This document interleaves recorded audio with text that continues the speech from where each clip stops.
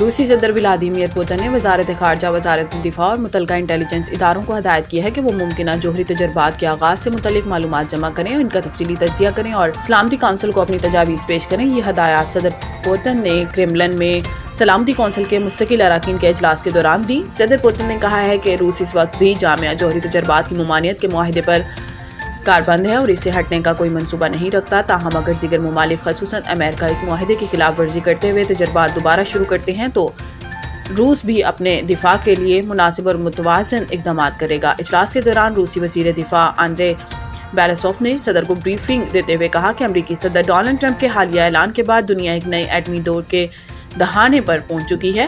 بیلاسوف کے مطابق امریکہ نے ایٹمی ہتھیاروں کے نئے تجربات شروع کرنے کی تیاری کر لی ہے۔ واضح ہے کہ اکتوبر میں امریکی صدر ڈونلڈ ٹرمپ نے social media platform Truth Social پر اعلان کیا تھا کہ دیگر ممالک کے ایٹمی پروگراموں کے تناظر میں نے وزارت جنگ کو حکم دیا ہے کہ امریکہ اپنے ایٹمی ہتھیاروں کے تجربات فوراً شروع کرے۔ صدر پوتن نے اپنے بیان میں کہا کہ روسی اداروں کو اس صورتحال کا باریک بینی سے جائزہ لینا چاہیے اور قومی سلامتی کو یقینی بنانے کے لیے ضروری حکمت عملی تیار کرنی چاہیے۔ شاہد گھمن۔